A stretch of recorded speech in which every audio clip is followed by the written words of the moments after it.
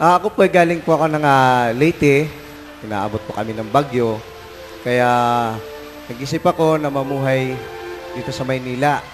Tayo kami ng kubo-kubo. Ang tawag sa amin is squatter. Nagkaroon din po kaming problema sa demolition naman po. Biktima rin kami ng demolition. Pagbagsak namin sa Bagong Silang, pagkakal namin, wala na kami pag-asa sa buhay. Tingin namin para kaming hayop.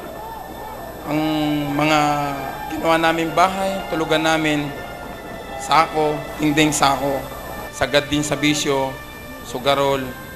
Kami ang pasimuno ng mga sugal, sabong. Katunayan, isa ako ron sa sabongero doon sa lugar namin. Yung lugar po namin sa Sitio Ruby ay magulo talaga. Mismo kapitbahay ko, hindi ko kakilala. Kilala ko lang sa mukha, pero sa tunay na pangalan, hindi ko kakilala.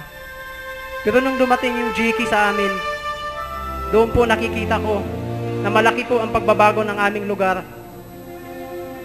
Yung hindi ko nakilala nung araw, kahit na doon sa likuran pa, malayo pa sa bahay ko, kakilala ko na ngayon. Yung pong aming mga anak, tuwing alas 6 ng hapon, nagdadasal po sila. Alam ko po na hindi mapapariwan ang aking mga anak. Pupunta sila at ang patutunguhan nila ay kagandahan dahil kami ay nasa gawan.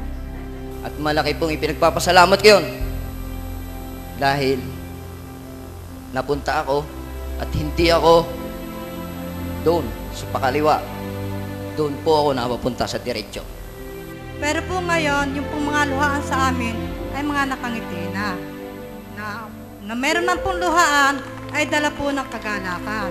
Na sa amin pong lugar ay kasalukuyan po kaming nagbubungkal ng aming taniman ng gulay.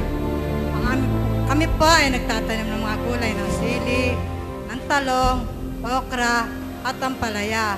Meron na po kaming mushroom ngayon, yung po bang kabuti. Magkakaroon pa po kami ng fish pan, magkakaroon pa po kami ng piggery, at magkakaroon pa po kami ng mga probiotics. Ito po ay nang dahil sa Gawad Kalinga. Meron pong dumadating na isang naka-t-shirt ng Build. Inutusan ko po yun.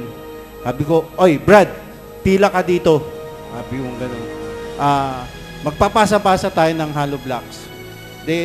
Pumunta naman po siya, nakipasa ng hollow block.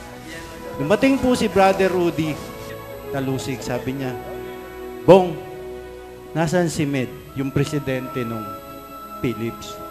Tinuro po, naku, sabi ko, yung inutusan ko, presidente pala ng Philips.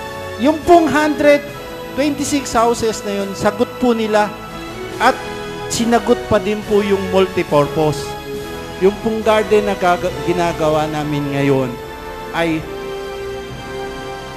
pagmamayabang ko po sa inyo.